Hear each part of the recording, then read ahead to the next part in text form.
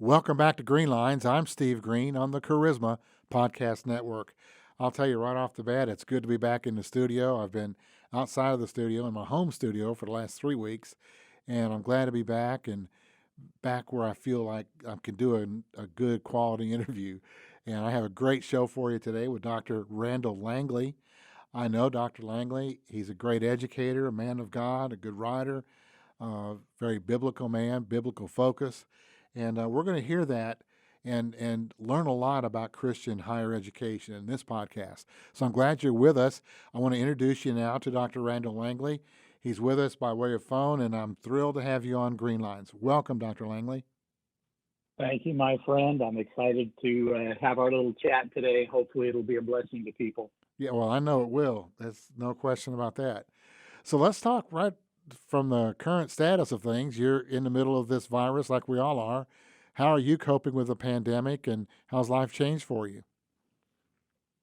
Well, other than the fact that we're working from our home offices, Mm-hmm. honestly, we started to kind of reinvent and saw the transition to a lot of remote teams and virtual teams, if you want to call it that. And so for us, the blessing in this has been that we've been able to pretty much ramp up. We didn't really have to scramble too much and shuffle our business model that much. In fact, kind of the silver lining is that more people are actually taking advantage because we offer so many digital delivery options for people. So that's been good. But yeah, there's definitely a shift, and people are probably not going to head back to the way things used to be.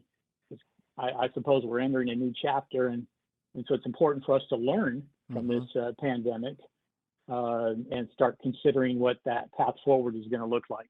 So, what do you think's happening with land grant institutions now across the country as they're trying to catch up? I mean, most of them have some type of delivery system that's online, but not for major education the way that it's set up. How are these stages on the stage performing, you think, as online teachers?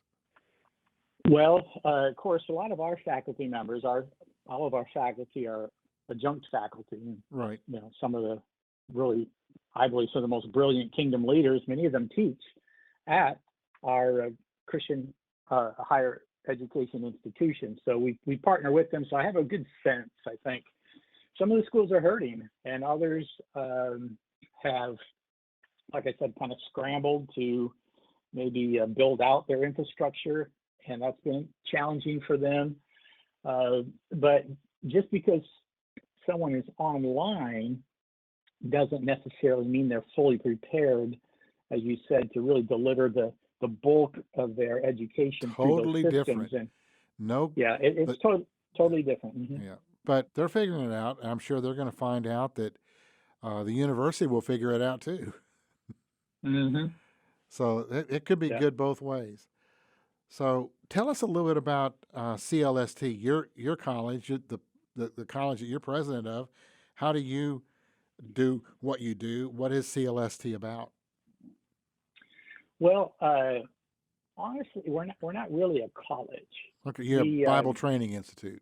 Is that better? Well, yeah, it's really it's hard to pigeonhole us. We're an odd entity, because what we are, for the most part, is a provider of customized Christian higher education. So we provide education solutions for churches and ministries and organizations all over the world, and we do that in a very strategic partnership. And in fact, we call them our global education partners. Okay. And so we sit down and listen to them. How can we serve you? So we're kind of a servant organization that empowers these organizations, these ministries, to have their own Bible training center, Bible college, Bible institute, structured around their unique identity, the DNA of their organization. So there's really we're not trying to be a box set on their property. We're trying to help them fulfill and create a dynamic tool to train and empower high capacity, kingdom minded leaders. So we're a school, but we're much more than a school, if that makes Okay. sense. Sure, I understand because I know you a little bit better. I'm just trying to make sure that our audience knows about the program you have because I think everyone listening to this show today is a potential target customer for you, someone who would enjoy the Bible training. Yes, of course, I do have a little mini book out called Why Every Church Mm-hmm. Needs a Bible School Now. Yes, I've read it. And I do believe this to the core of my being. I shared this on an earlier podcast. I pastored for almost 33 years. That's and good. then God let me out for good behavior. Yes. Um, It took a long time, though, brother. well, pastoring's hard work. I love pastors. In fact, my heart, I do a lot of speaking and serving pastors and coming alongside them and lifting their hands up. So I love the local church and what it represents. Mm-hmm. But in many cases, people are in our pews, they're in our churches, and that church has no practical tool or plan to empower them. And so our organization, CLST Global, is really impassioned with putting these resources in the hands of whether it's an organization that wants to start a school or whether it's a man or a woman who's just come alive, they're on fire with the call of God on their life. Maybe they don't work on staff, they're not a pastor at the church, Mm-hmm. but they see their sphere of life. Many of our students, Steve, have already been to college. They have a vocational degree, Sure. maybe graduate degrees, Mm-hmm. PhDs, but they never had a chance to go to Bible college. Okay. Now they've come alive, they're on fire and passionate with God's calling and purpose for their life, and they may even see their sphere of influence. We used to call them mountains of influence, but Yes. I just like to call it wherever your sphere of life is, wherever your sphere of influence is, that can be your mission field. And so these are men and women who are, they want to have a Bible college opportunity, and the way we present that opportunity makes it doable for adult learners. They That's don't have right. to uproot themselves. They don't have to go away somewhere, leave their job, plug in somewhere else. Right where they're at, they can do it. It's not just online, it's on demand. And there's That's a big right. difference too. Big difference. So that then fits into their schedule, and it's affordable and flexible. It's just a way to empower high capacity, kingdom minded leaders so they can stand toe to toe and eye to eye with secular culture and be powerful for the kingdom of God right in their sphere of influence. Mm-hmm. So, what do you think that this pandemic has taught churches? Maybe church leaders are a lot more open to digital delivery because they've been preaching their sermons using every type of digital methodology that they have ever thought they could use. They've all stretched out. They've learned that they can do this, and people will still come. Church services and giving for many churches are still fine. Some are Yeah. suffering a little, but it seems like maybe pastors are learning that there's a whole nother area out there that they can reach, more unreached people that they can reach from their pulpit through digital. What do you think? Well, I agree. I don't mean to downplay this pandemic. I know it's created a lot of pain and a lot of difficulty in people's lives. But if I can be a little bit more optimistic, these are days of great hope and great joy for believers. And these are exciting days for the church. Yes. And so I would say that the silver lining to all that's going on today is we can call this the COVID-19 disruption, right? But disruption can be a blessing in disguise because it causes us sometimes to step back and revisit who we are and why we exist in the first place. And that often initiates new strategies and creative strategies for fulfilling the mission.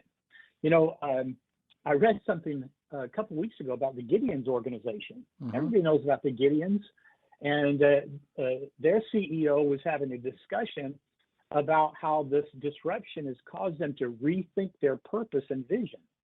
And the purpose, when people think of the Gideons, they think of putting Bibles in hotels. And what he said was, well, that was a strategy. Our mission always was to lead people to Christ. Putting Bibles in hotels was one of their major strategies. But what happened over the years was they began to build, the strategy became the mission.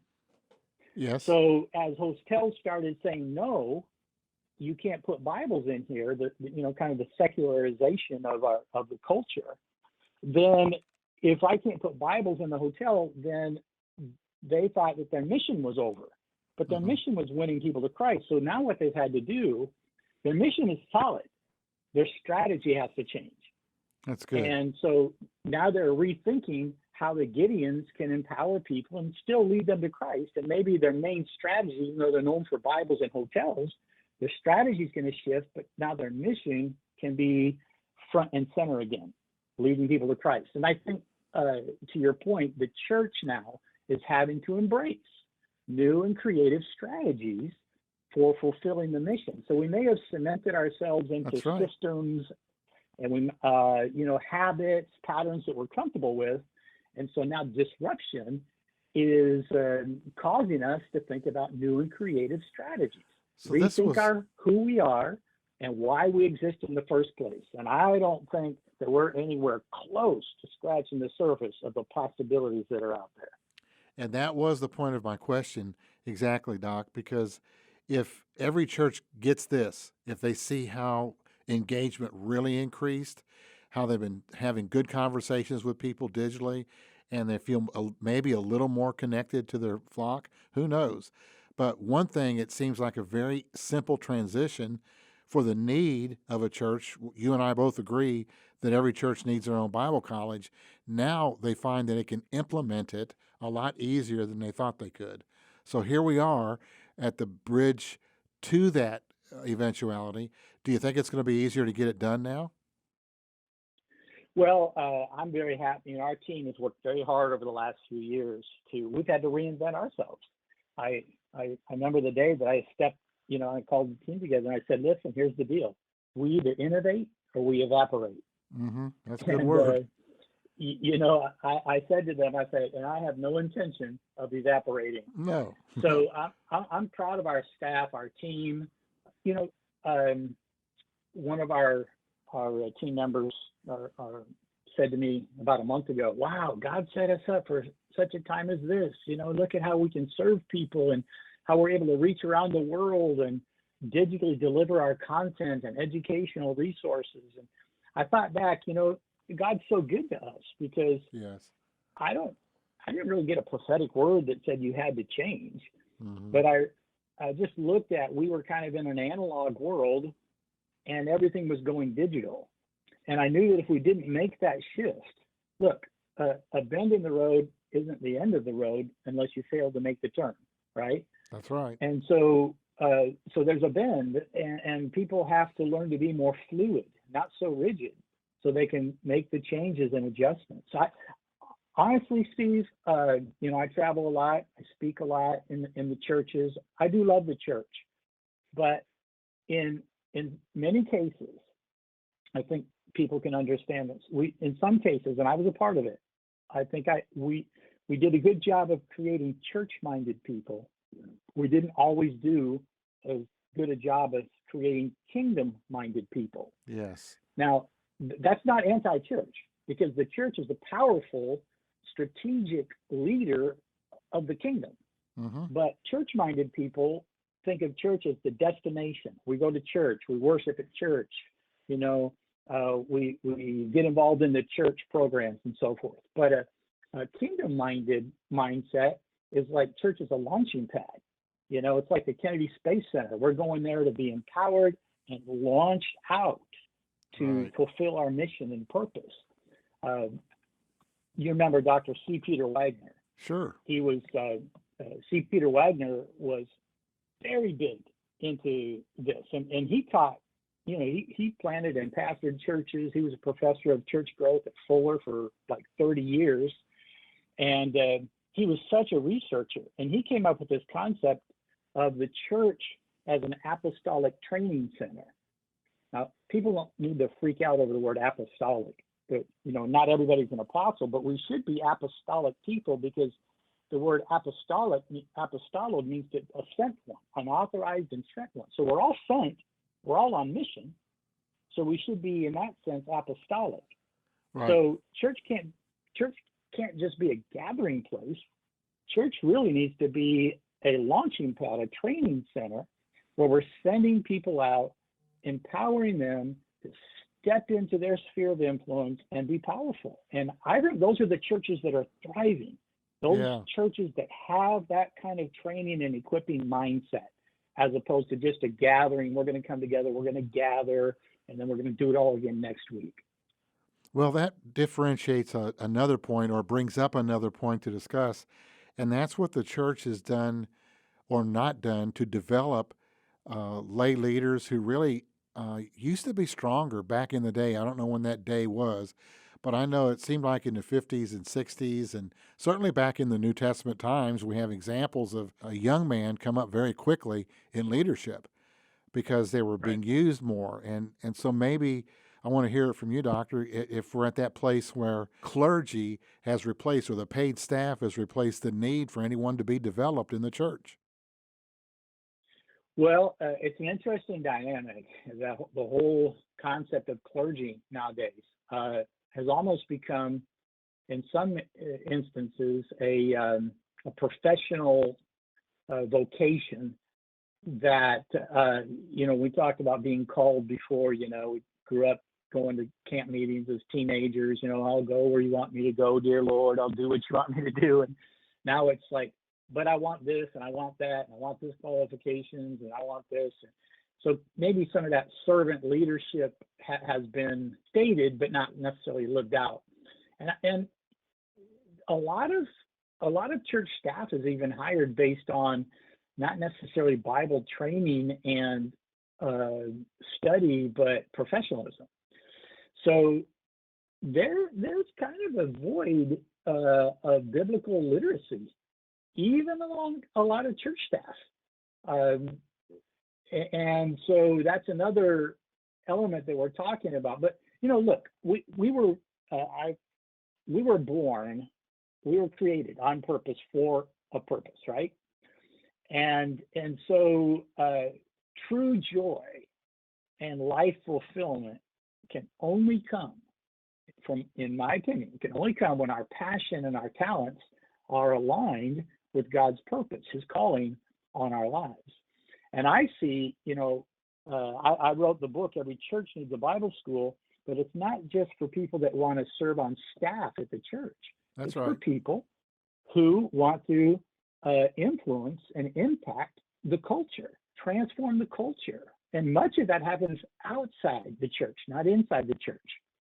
So, you have your Ephesians 4 calling of the church, apostles, prophets, evangelists, pastors, and teachers, to equip the saints. But that word equip, for the equipping of the saints, it's kind of an unfortunate translation, because if I tell you, if I'm going to equip you, it almost sounds like I'm going to give you something that you don't have.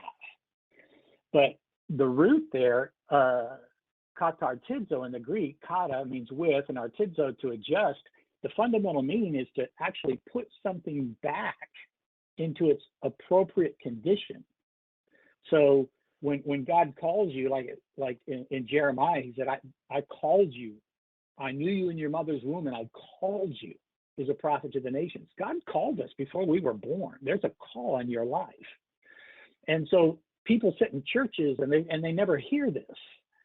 But what we do as pastors and leaders then is to help adjust and to repair what's broken, to like if you go to the doctor, if your arm is broken, he doesn't give you an arm. He simply sets it. He repairs it, puts it back in its proper condition so that it can fulfill the purpose for which it was intended, its original purpose.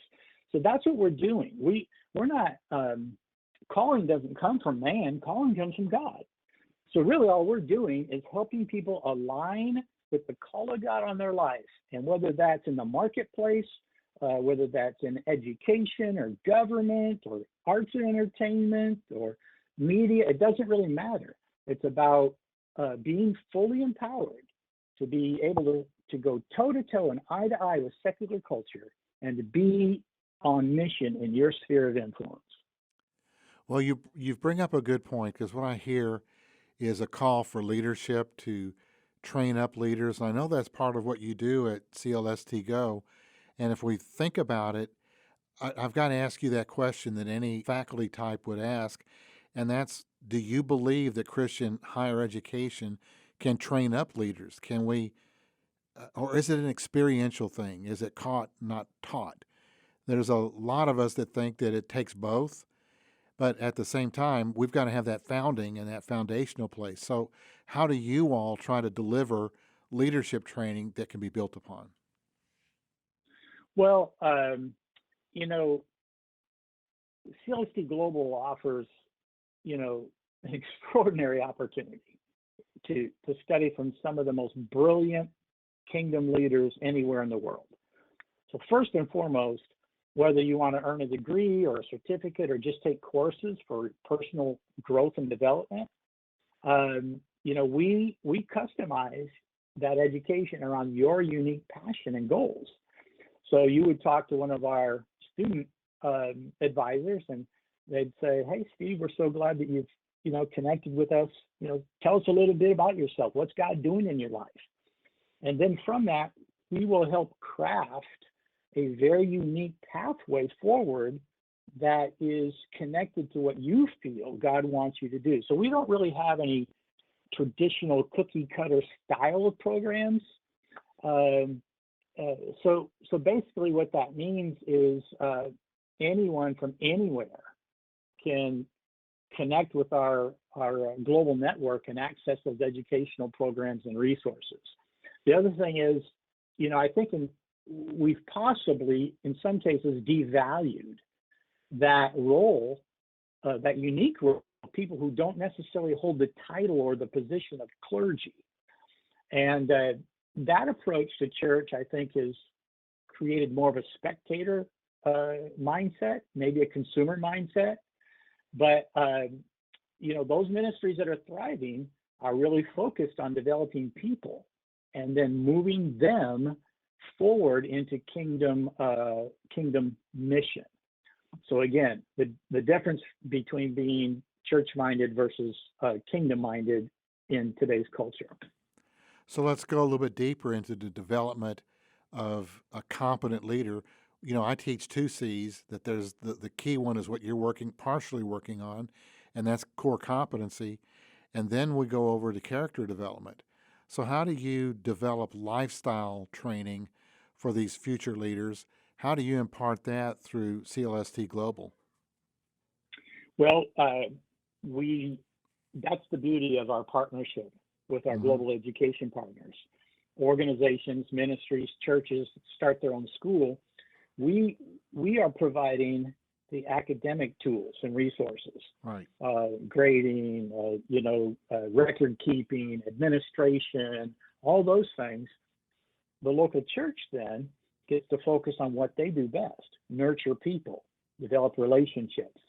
And so that's why this model that was developed, instead of sending people away somewhere to a school and then hoping that they come back, and maybe they come back, maybe they don't. And if they do come back, maybe they come back with somebody else's vision instead of your vision. That's it. So by having the local church with such a quality educational opportunity, partnering with this, they don't have to be academic, professionals. We handle that side. We make sure that everything's in compliance, that there's a commitment to academic integrity and practices, but they don't have to worry about that. All they need to do is love, nurture, and serve their people, oversee them, coach them, encourage them, create even student life within the local church, right? On-the-job training, hands-on opportunities. So the local church can do that better than anybody. Mm-hmm. And so that's kind of the beauty of our partnership. It's not either or. So they're getting, yes, they're studying, they're getting quality academic, biblical instruction and training, but they're also getting to live that out under the leadership of trusted leaders in the local church. That's a real good point. And that's why the partnership works so effectively. And so let's talk about your website where people can find you and do more research. CLSTglobal.org is where we can find Yes. you. Now, tell my listeners what they'll find when they click in that link. So when you land on that web page, if you're a leader, an organizational leader, and you want to consider starting a school in your own organization, there's a tab there. You just click on there, start a school. If you're an individual, somebody who maybe is looking for an extraordinary value, a quality learning opportunity that's flexible and affordable, and you just want to become a student, you can click there. We also have a global leaders network where we Mm-hmm. just put out a lot of free resources to help. God spoke to me and said, I want you to develop something around lordship, leadership, and lifestyle. Okay. So we also have a lot of things that are not necessarily just professional education, just to serve and help people stay in the game, help nurture them to be effective leaders in our world today. But they can pretty much land on clstglobal.org, and from there you'll see the options, and they can go in the direction they feel that best fits what their needs are. So we're about out of time. I want to make sure that we've covered something that you think is important to our listeners. What's the number one reason we need to get started now, not only in our own training, but really going back to our church meetings and our small groups and beginning to speak about the importance of Bible education, developing leaders? How can we get involved in this process to make it happen now? Well, uninformed, blind faith, anti-intellectual Christianity. Now there you go. That's a mouthful. That's it. But that's probably not going to survive the intellectual onslaught and the criticism of today's secular culture. Mm-hmm. So it's time, Steve, for us, and again, maybe this is this COVID-19 time. People they have time to think. It's time to pause. There's a shift in the conversation. I'm rethinking my why I exist, and what do I need to do. But here's what I would say: take the time to invest in your divine calling and purpose. Take the time to invest in your personal growth and development as a leader. Feed your soul with clear-headed ideas from seasoned leaders, and learn why we can know about God's revelation, why theology is. I don't know why people think theology is this big religious word. Theology is a beautiful word. It's a precious word. Mm-hmm. Theos, God, ology, knowledge. It's about knowing God. Yes. That's the most important subject you can possibly study. So the opportunity is good or better than it's ever been before. So it's time for people to connect with that. That's a good word, brother. I just really want to stress to everyone that this is viable, it's important, and you've put a lot of years of work into developing these websites and these courses. You've attracted well-known, qualified faculty. So it's really in all of our best interests to go ahead and hit this website, clstglobal.org. Check it out and find out everything you can about it. Brother, is there anything else that you'd like to add before we call it a show? Well, I'm grateful for, I'm just grateful that God is allowing us to be part of His big picture, all over the world. One of the blessings that I get is partnering with organizations in Southeast Asia, Eastern Europe, Ukraine. I mean, we have global education partners. They're on fire. They're Mm-hmm. excited. So we've all the walls are down. There's no walls. There's no limits. It's just about us stepping up and saying, yes, Lord, here I am. use me. Yes. And so these are good days. They're not bad days. These are good days to be spirit-filled believers and say, yes, Lord, here I am. Amen. Dr. Langley, can we get your book on the website? Yes. Good. So that's Why Every Church Needs a Bible School Now, and it's on the website, and they can, I believe it's there for a free download, especially for those that are looking to potentially start a school. well, then that's a really good opportunity to buy one for your pastor, wouldn't you think? I do think so. Be a good idea, or at least download it. That'd be okay. Well, brother, I really want to thank you for your time. I know you're busy. You've got a lot going on today, and I just appreciate you spending time with us here on Greenelines. Thank you so much. Well, Appreciate all that Charisma is doing to love and serve people. yes, sir. We sure do. And we love you and we love CLST. So we appreciate you. And thanks again for being on the show. All right. Thank you. You've been listening to the Greenelines podcast. I'm Steve Green on the Charisma Podcast Network. On behalf of my producer, Adley, we strongly encourage you to check out this website today. Don't wait. Just do it now. It's a great time to start learning. CLSTglobal.org. God bless you all.